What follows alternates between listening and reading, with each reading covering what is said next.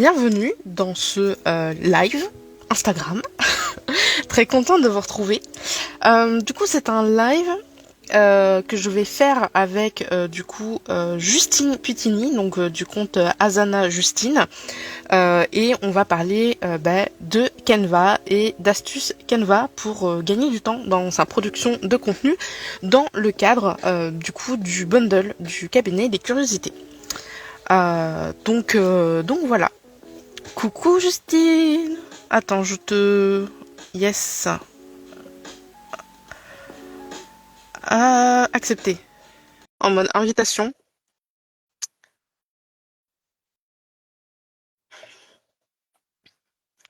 Alors, est-ce que tu as pu rejoindre...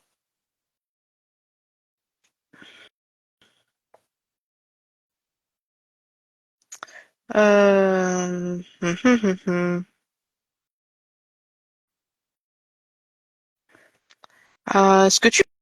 Est-ce que tu arrives à me rejoindre, Justine? Parce que je t'accepte, mais Instagram a l'air...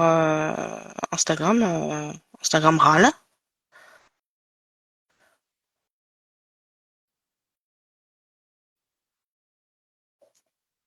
Bah, voilà. C'est la première fois, entre guillemets, que je suis en live avec une autre personne où c'est moi qui invite, et forcément, ça marche pas comme il faudrait. Zut, flûte. Bah écoute, euh, je la valide, mais Insta me dit, moi, tu es en mode invité. Alors attends, si je suis annulée, si je fais plus, lancer un live en direct, oui. Hmm,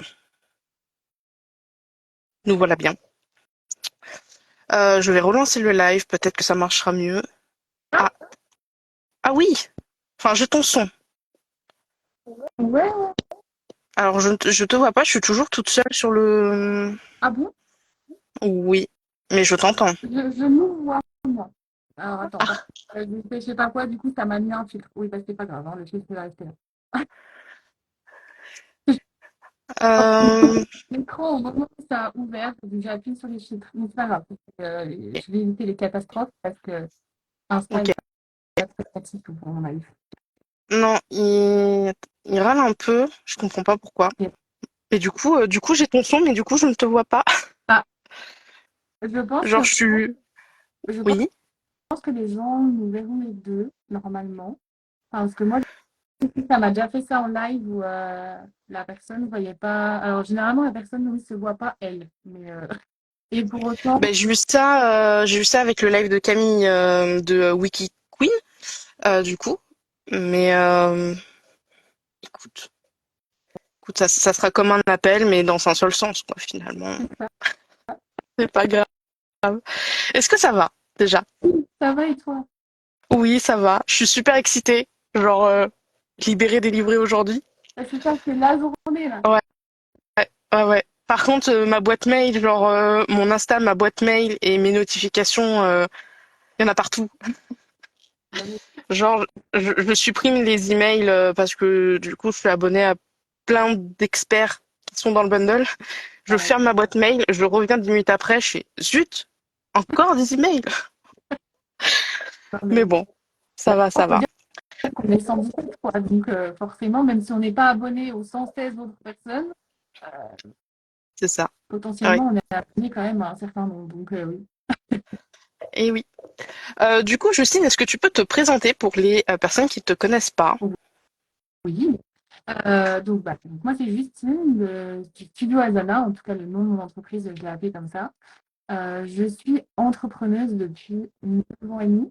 Euh, à l'origine, je me suis lancée en tant que photographe et en fait, depuis quelques années, du coup, je suis graphiste et web designer donc pour les femmes entrepreneuses, prestataires de services principalement. Enfin, ça m'est Ok. de travailler avec d'autres personnes, mais disons que majoritairement, mes clientes sont des femmes qui sont prestataires de services. Ouais. Ok.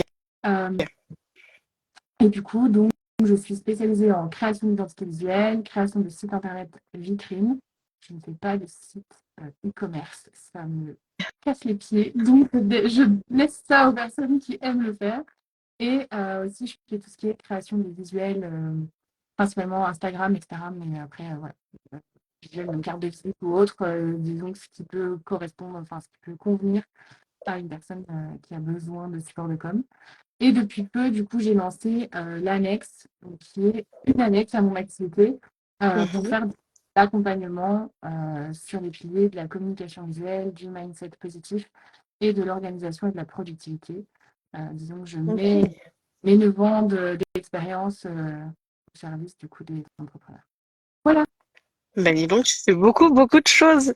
Savoir que la photographie, du coup, j'ai ralenti, je suis en train d'arrêter, donc voilà, je fais quasiment Ok. photo maintenant, donc ça enlève quelque chose pour laisser place du coup à autre chose. Ok. Du coup, le live du jour, en fait, c'était principalement sur Canva, sur comment gagner du temps, sur tes astuces bah, pour pas passer non plus 15 plombes à faire ses visuels. Euh, Visuels, pas forcément uniquement pour Instagram, ça peut être des visuels de manière générale pour sa communication. Pourquoi est-ce que tu utilises Canva? Quelles sont tes raisons d'utiliser Canva? Euh, alors, il faut savoir que avant, j'utilisais Canva, donc il y a encore quelques années, Mhm, j'utilisais la suite Adobe et quand je me suis formée au graphisme, forcément encore plus, je faisais tout sur Adobe, donc Photoshop, Illustrator, etc. Et, et en fait, j'ai découvert Canva et ça a été un peu la révolution parce que autant Adobe, c'est très très bien pour tout ce qui est projet que je vais inclure dans projet pro, dans le sens la création d'un logo, la création de supports de com destinés à l'impression, etc. Parce que voilà, ça reste des logiciels qui sont professionnels et qui sont dédiés pour ça. Et voilà. Par mhm, contre, tout ce qui va être, on va dire, création de contenu ou support on va dire, qui tendent vers le numérique surtout. Donc, ça va être tout ce qui est post de réseaux sociaux, hein, donc Instagram, Facebook, et Pinterest, etc. Mais aussi, ça peut être la création d'e-books, les slides de formation, tout ce genre de choses. Bah, en fait, Canva mhm. est vachement pratique parce que du coup, c'est un outil qui est relativement intuitif, qui est facile. Ok, il y a beaucoup de choses et du coup, il faut apprendre après à connaître toutes les fonctionnalités, etc. Mais je veux dire, quelqu'un qui arrive sur Canva et qui se débrouille un minimum en informatique va rapidement comprendre le fonctionnement de comment on crée un nouveau design, comment on ajoute du texte, comment on ajoute des éléments, etc. Parce que c'est quelque chose de très intuitif. Et en plus, au fil des années, Canva, ils sont vraiment, enfin, ils ont boosté le truc au maximum. Euh, En plus de ça, du coup, bah, tous les visuels sont stockés dans Canva et on télécharge finalement que ce dont on a besoin. Enfin voilà, il y avait vraiment un côté facilité, etc. avec cet outil par rapport à quand je crée mes posts Insta sur Photoshop ou Illustrator. Ouais. Du coup, voilà, et en plus, dans ce cas-là, il fallait stocker tous les fichiers, les templates, etc. dans ton ordi ou tout du moins dans un disque Mm. dur ou autre. Donc, ça prend beaucoup de mémoire.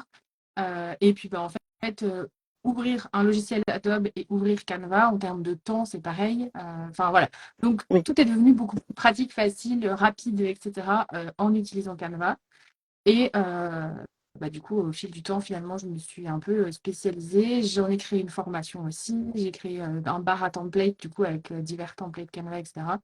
Parce que bah, pour aider encore plus, finalement, à faciliter la vie des entrepreneurs à utiliser, enfin, qui utilisent, du coup, cet outil. En vrai, c'est une des raisons pour laquelle je reste sur Canva. Alors moi, je suis plus, alors j'ai les logiciels Adobe, j'ai la suite Affinity, j'utilise aussi Figma. Enfin, je suis un peu touche à tout quoi en termes d'outils. Mais c'est vrai que Canva, c'est vraiment celui que j'utilise le plus souvent parce que comme tu l'as dit, quand on veut faire un visuel, genre un visuel rapide, surtout, enfin, je parle pour ceux qui ont l'habitude de faire des visuels. euh, Canva, c'est une application, c'est un onglet sur le navigateur. Il y a des templates, il y a des modèles, il y a des visuels. T'es pas obligé d'avoir un dossier où, comme tu le disais, télécharger, tu sais, tous les visuels, la flèche, l'étoile, le cœur, le machin, le bidule. Même si dans Adam, on peut ajouter ça dans sa bibliothèque, c'est comme beaucoup plus simple et c'est moins prise de tête, je trouve, que Adobe et c'est moins lourd. Donc je rejoins à 200% du coup pour, euh, pour Canva. Du coup, comment est-ce que comment est-ce qu'on pourrait gagner du temps sur Canva? Parce que utiliser Canva, c'est déjà un gain de temps, mais comment est-ce que on pourrait gagner du temps? Ou en tout cas, comment est-ce qu'on pourrait éviter d'en perdre quand on crée ces visuels sur Canva? Euh, alors déjà, je dirais d'utiliser la fonctionnalité des dossiers, c'est-à-dire organiser tous ces fichiers en dossiers. Donc quand par exemple on arrive sur Canva la première fois, ça peut être de se dire bon, dans l'immédiat, qu'est-ce que je vais créer comme fichier, qu'est-ce que je sais que je vais créer. Donc par exemple, peut-être un dossier création de contenu et dedans un dossier Instagram, puis un dossier, je sais pas, Pinterest et voilà. Enfin, et en fait, faire des dossiers et des sous-dossiers. Et après, petit à petit, de toute façon, on va en rajouter. Mais c'est vraiment de se dire, dès que je crée un fichier, dans quoi est-ce qu'il va et le ranger au bon endroit. Parce que quand au début, on a 3 ou 10 ou même 20 visuels, ça va, on les retrouve Mhm. vite. Quand ça fait 3 4 ans qu'on est sur l'outil, Oui, oui, oui. c'est C'est pas un rentable. enfer. Donc, voilà, donc bien penser, ouais, enfin, en tout cas, bien s'organiser avec ce système de dossiers. Et puis après, du coup, bien penser à ranger ces fichiers dans les bons dossiers aussi, c'est mieux. Oui. Mais voilà, donc ça, c'est la première chose, parce que du coup, ouais, ça gagne du temps quand on veut rechercher un fichier en particulier qu'on a créé. Et Mhm. aussi, par exemple, si on crée nos propres modèles, nos propres templates, et qui sont rangés dans des dossiers spécifiques, on va éviter de passer 3 heures à essayer de retrouver le modèle qu'on avait fait. Parce que le but de faire des modèles, c'est quand même de gagner du temps. Donc, si on en perd pour Tout à rechercher fait. le modèle, c'est un peu contre-productif finalement. Donc voilà, donc ça c'est la première chose. La deuxième, alors là c'est une astuce qui est valable surtout pour les personnes qui ont la version payante de Canva, mais c'est d'utiliser l'espace marque où on peut enregistrer notre propre identité visuelle Mm. parce que en plus du coup, moi qui suis graphiste, de garder du coup cette cohérence visuelle pour notre marque sur tous les supports qu'on va créer, en fait ça fait gagner un temps fou parce que par exemple pour les couleurs, elles sont enregistrées, il y a juste à cliquer dessus, il n'y a pas besoin de taper notre code hexadécimal, le hashtag Ouais. avec le numéro et les lettres derrière. Pour les typographies, c'est pareil. Du coup, on les a et ça permet donc, en plus de garder la cohérence, mais surtout éviter de la chercher. En fait, ça l'affiche directement au-dessus des typos. En fait, on a notre espace à nous. Donc, voilà, enfin, c'est vrai que. Et on peut ajouter aussi dans cet espace, on peut ajouter nos propres icônes, nos propres photos, nos propres illustrations, etc. Donc, je sais pas. Par exemple, tu fais un shooting avec une photographe ou un photographe pro, pour ton côté pro, je veux dire, au moins tu ajoutes toutes tes photos dans cet espace-là et elles ne sont pas perdues dans ta galerie où tu as importé des trucs et que tout est mélangé. Là, elles sont juste, paf, dans ton espace marque, photographie, pouf, il y a juste ce qu'il faut. Donc voilà, utiliser en fait cet espace-là permet de gagner du temps parce que finalement tout est répertorié au même endroit. Donc quand on crée un visuel, on a juste à cliquer sur marque et pouf, on a tout ce qu'il nous faut en fait finalement. Euh, Ok. donc ça c'était la deuxième chose. La troisième chose du coup ce serait, j'en ai déjà parlé, mais d'utiliser des templates. Et les templates, que ce soit des templates proposés par Canva, que ce soit des templates qu'on achète ou qu'on télécharge. Enfin, il y a des gens des fois qui font des packs gratuits. Moi je sais que j'ai un freebie, Mhm. c'est 15 templates gratuits. Ou que ce soit des templates qu'on crée nous-mêmes. Mais du coup, le fait d'utiliser des templates va permettre vraiment aussi de gagner du temps sur certains contenus parce qu'au lieu de repartir avec une feuille blanche à chaque fois, euh, on a déjà une base et même si on vient modifier cette base, mine de rien, parfois c'est quand même plus simple pour notre créativité de partir avec quelque chose que de partir avec une page blanche. Euh, et puis, il y a des personnes qui disent oui, mais les templates, après, tout le monde a les mêmes visuels. Non, il faut juste personnaliser le visuel. En fait, il faut C'est personnaliser le ça. template derrière avec justement ses propres couleurs, ses propres typos. Si sur un template, c'est un cadre qui est carré, enfin avec les angles pointus et que dans ta com, c'est plutôt des choses arrondies, etc., il suffit d'arrondir les angles du rectangle. Enfin, voilà. Mais du coup, ça permet d'avoir une base visuelle qui gagne quand même un temps assez monstrueux. Et encore plus pour les personnes qui sont dans ce côté création de design, en Mm. fait, qui ont envie de le faire ou qui, pour le moment, n'ont pas forcément de budget pour déléguer, mais qui se sentent, je sais pas, moins créatifs ou parce que ça arrive, il y a des personnes qui n'aiment pas ça ou voilà. En fait, de partir avec une base, ça aide grandement. Ça évite d'avoir des choses, enfin, d'avoir peut-être un peu plus, on va dire, au niveau d'Instagram, sur le feed, tu sais, genre d'un post à un autre, genre un truc déstructuré, je vais y arriver. Et donc de garder aussi cette cohérence parce que quand t'as pas de template, que tu parles d'une page blanche ou autre, des fois, genre, la structure ou même l'ambiance, même si tu as les mêmes couleurs, les mêmes formes, elles vont pas être pareilles suivant tes visuels. Donc, c'est pratique, Alors, je trouve. ça, c'est OK, mais du coup, seulement si tu utilises des templates qui ont été créés, bah, on va dire par la même personne. Donc, par exemple, si Mm, tu utilises un pack, parce qu'effectivement, généralement, le pack a une cohérence entre les posts. Par contre, si tu vas chercher dans les modèles Canva et que tu fais pas forcément attention au créateur, là, du coup, tu peux avoir des différences et effectivement, c'est à toi quand même de rapporter finalement la cohérence visuelle avec justement tes éléments. Donc, je dirais qu'il y a plusieurs niveaux et que si vraiment c'est une personne qui débute de chez débute et qui en plus n'est pas trop à l'aise avec la créa, bah, du coup là ça va être plutôt de se diriger vers des packs avec un certain nombre de templates dedans qui vont permettre justement d'avoir juste à modifier éventuellement les couleurs et les typos, mais qui vont garder une cohérence sur l'ensemble. Et après pour quelqu'un qui est un peu plus à l'aise justement avec l'utilisation de son identité visuelle, là on peut aller piocher des templates à droite et à gauche et réussir en fait par créer une cohérence au sein de son mm, feed. Je pense qu'il y a des niveaux en fait en fonction de comment tu te sens à l'aise finalement avec ça, tu vois. c'est ça. Est-ce que tu as vraiment une fonctionnalité sur Canva, genre c'est vraiment ta fonctionnalité chouchou? Genre, si Canva supprime cette fonctionnalité-là, genre t'es là en mode genre non, c'est la fin. Bah, déjà l'histoire de l'identité visuelle parce que bon après moi c'est particulier mais je crée pour moi, j'ai plusieurs comptes Insta donc déjà j'ai plusieurs identités visuelles juste pour mon entreprise et en plus de ça je crée aussi pour certaines clientes qui du coup me demandent bah, des visuels Insta par exemple et ou des templates et donc je leur fais sur Canva pour qu'elles derrière puissent reprendre la main facilement. Et donc, c'est Mhm. pareil, en fait. Si pour chaque cliente, je devais à chaque fois taper le code couleur, enfin, etc., ça serait un enfer. La perte de temps serait beaucoup trop grosse. Donc, ça, déjà, franchement, franchement, ça serait relou. Ouais. Ok, Euh, ok, c'est une bonne fonctionnalité. Je valide. Bah, et puis après, du coup, il y a quand même deux, trois autres choses. Alors, c'est pas que ce serait la fin du monde forcément pour moi, mais ce serait quand même pas super pratique. C'est la fonctionnalité des guides. Donc, les fameuses petites lignes violettes qu'on peut venir tirer depuis les règles pour Oui, bah, se délimiter en fait ce que je vais appeler des marges, mais qui, par exemple, pour Instagram, sont ultra essentielles. Par exemple, si on veut créer un post au format portrait, donc celui qui est en 1080 par 1350, il faut penser que sur notre feed Instagram, en tout cas encore à l'heure actuelle, même si ça tend visiblement à évoluer, mais pour le moment, les feeds Instagram sont avec des visuels au format carré. Et donc, si on crée un visuel au format portrait, et bien, et qu'on met du coup des éléments en dehors des marges qui finalement font le carré central, ces éléments-là vont être tronqués sur la vue du feed. Et franchement, c'est pas ouf, quoi.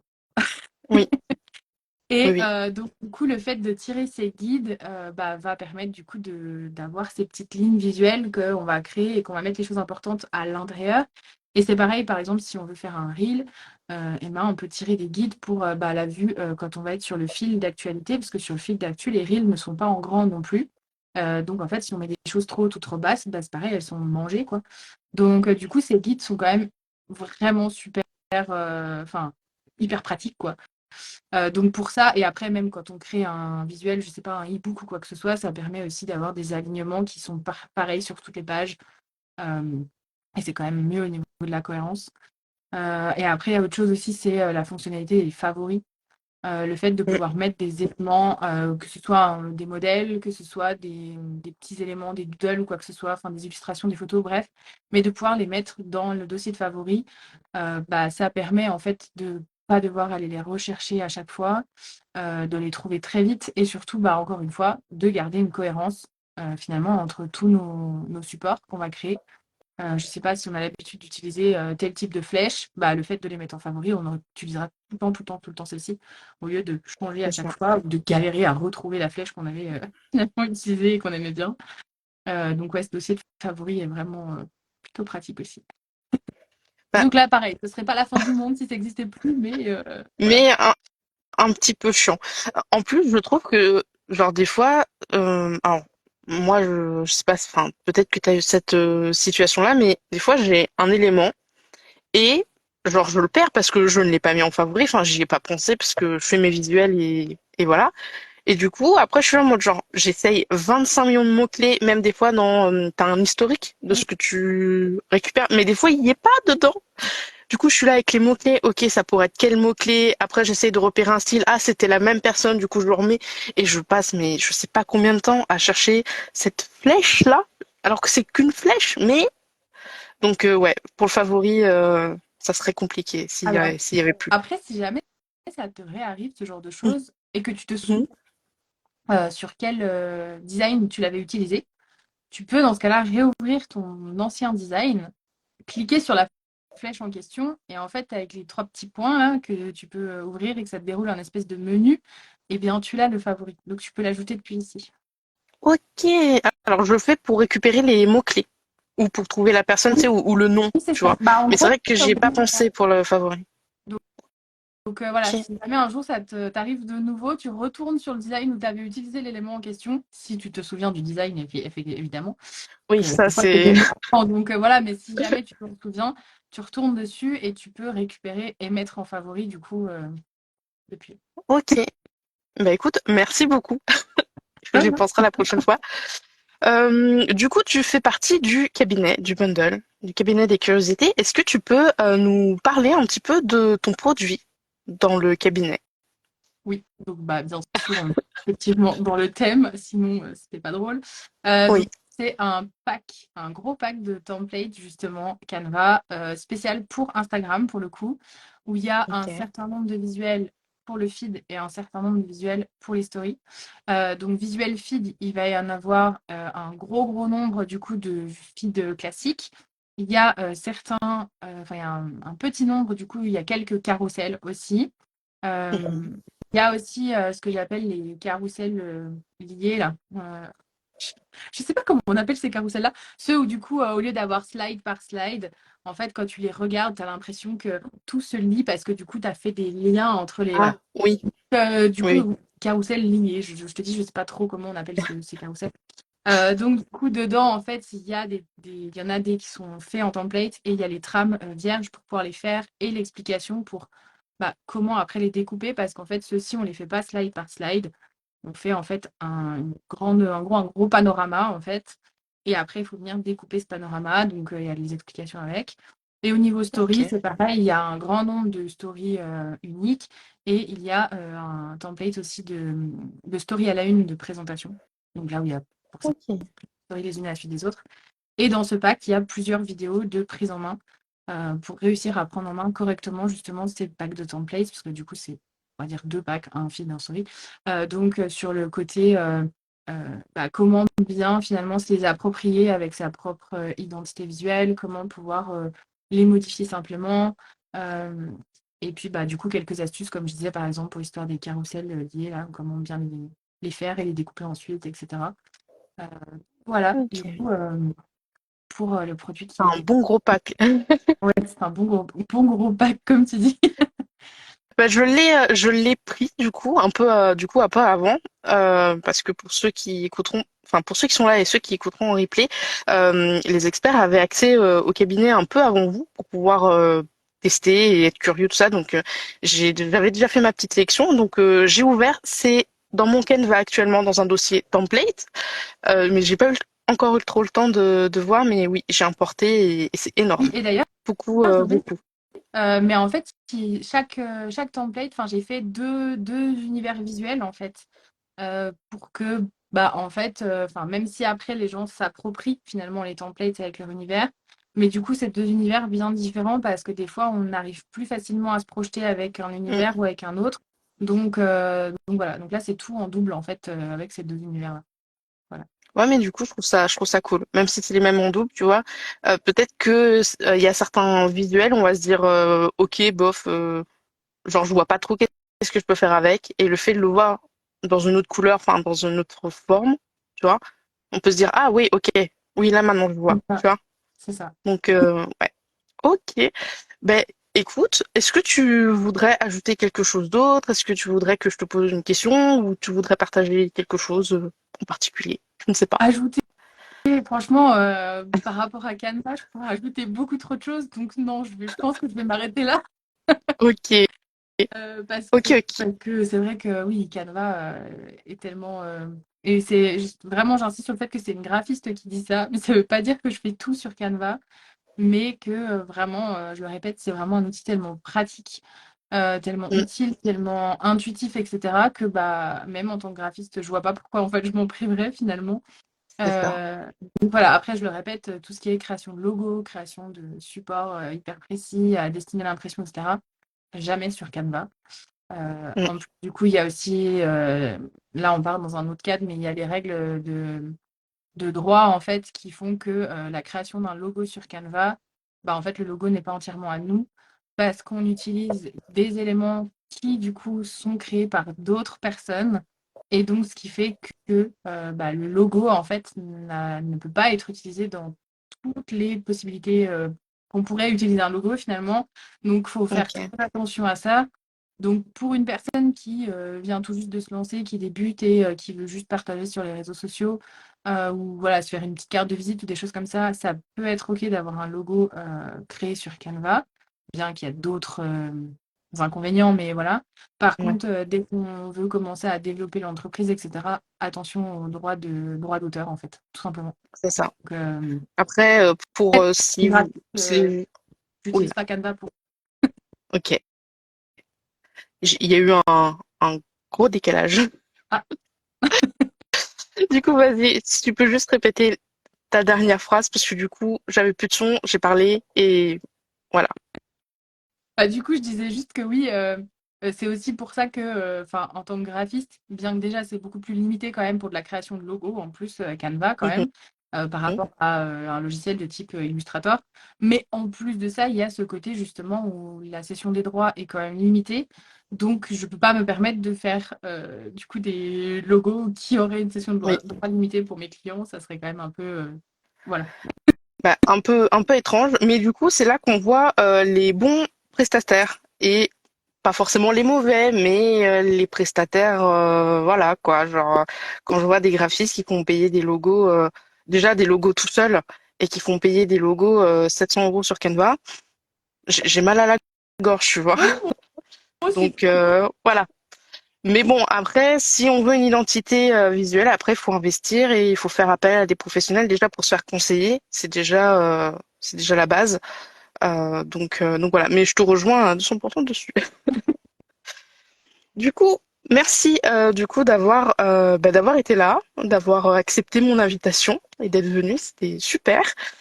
Pour ceux qui regardent et ceux qui regarderont en replay, soit sur Instagram, soit sur YouTube, vous pouvez retrouver le lien pour accéder au cabinet, soit depuis le compte de Justine. Je mettrai tous les liens dans la description pour YouTube et puis sur Instagram, du coup, elle sera en collaboration. Ou sinon, si vous voulez me soutenir, bah, c'est chez moi dans ma bio. C'est comme vous voulez. Vous êtes choisissez votre camp. Oui, parce que du coup, pour préciser, en fait, ce que Camille est en train de dire, c'est que sur ce cabinet des curiosités, Oui, du coup, c'est un bundle, mais du coup, au niveau rémunération, ce qu'il faut savoir, c'est que nous, on touche une commission uniquement sur les ventes qui sont faites avec nos propres liens affiliés. Il n'y a pas de commission sur l'ensemble des ventes, c'est vraiment uniquement, vous achetez avec le lien de Camille, elle a une commission, vous achetez avec mon lien, elle n'a pas de commission, moi j'en ai une, quoi. En gros, c'est ça. oui, Donc, donc voilà, ça c'est vrai. fonctionne vraiment uniquement, comme ça pour ce bundle. Voilà. Ok, oui, merci de la précision parce que c'est vrai que j'y ai pas pensé à préciser pour le coup, mais du coup voilà donc voilà si ça vous intéresse, vous êtes libre de choisir qui est-ce que vous voulez soutenir. Moi je vous en voudrais pas, vous inquiétez pas. Moi non. Je pense, je pense que Justine voilà. Donc voilà. Bah écoute, merci encore une fois et puis à bientôt. Bah, merci à toi aussi pour, du coup, pour l'invitation et tout ça, la proposition et tout ça. Et puis bah, bientôt également. De toute façon, je pense que là, pendant une dizaine de jours, on va être plus que en C'est ça. contact. On va se croiser soit sur le Discord, soit en vrai, parce que oui, c'est vrai, je le dis Oui, ici parce que c'est le premier live. N'hésitez pas à aller sur le Discord du cabinet des curiosités, parce que du coup, vous pouvez échanger avec les experts, vous pouvez leur poser des questions et vous pouvez aussi assister aux tables rondes, où en fait il y a des thèmes de tables rondes et les experts vont, en fonction de leur thématique, venir intervenir dans la table ronde du coup. Donc voilà, si vous voulez en savoir plus, si vous êtes intrigué, si vous voulez faire connaissance avec tous les experts, n'hésitez pas à aller sur le Discord. Je mettrai le lien dans ma bio. Et je crois qu'il y a Charles et Julie qui sont en train de modifier le site pour pouvoir accéder au Discord depuis la page de vente et à tous les autres liens, genre le calculateur, tout ça. Donc potentiellement, depuis la page de vente, vous pourrez avoir accès à tout ça facilement, Oui. peut-être aujourd'hui ou demain, je Le sais plus. calculateur y est déjà, d'ailleurs. Ok, Ouais. Bah, faut descendre un peu. Il est marqué en petit pour le moment. Peut-être qu'ils vont le remettre en plus gros bouton, mais en tout cas, il ouais, y est. Et ouais, pour le Discord, bah, les tables rondes commencent demain à 16h. Et du coup, ça sera une table ronde par jour à 16h, hors ok. week-end. Voilà. Et t'es sur laquelle, toi, la table ronde? Euh, Moi, je suis sur celle de jeudi, du coup, qui est bah, n'importe quoi, commencer à créer du contenu et positionner sa marque. Ok, donc c'est jeudi à 16h pour la France, si jamais vous voulez venir écouter du coup Justine dans sa table ronde et puis les autres experts aussi, n'hésitez pas à aller sur le Discord. Toi, du Voilà. coup, tu Bon, participes à laquelle? moi je suis sur la dernière, le 26 septembre à 16h. En fait, faut quand même que je vérifie parce que moi du coup je veux assister aux tables rondes parce que ça m'intéresse quand même voilà, de découvrir. Donc du coup j'ai tout ajouté les tables rondes dans mon agenda. Et hier j'étais en mode genre, zut, c'est laquelle que je dois. J'ai tout ajouté. Mais moi, je suis sur le 26 à Ouais, 16h. plus en moins. Ouais, je suis sur le 26 Ouais. à 16h. Ok. C'est faire plus en moins de temps Oui. et augmenter sa productivité, du coup, pour mes templates make et tout ça. Ok, trop bien. Et Donc moi voilà.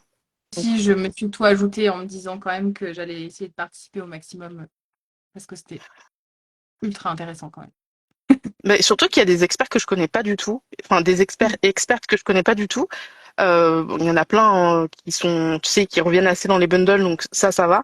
Mais il y en a que je connais pas du tout et du coup, bah, ça permet aussi de découvrir d'autres personnes et leur travail, donc je trouve ça cool. Totalement. Voilà. Voilà, voilà. Merci encore en tout cas. De rien, merci à toi. Bonne Et puis, après-midi. merci à toi aussi. Salut! Ciao.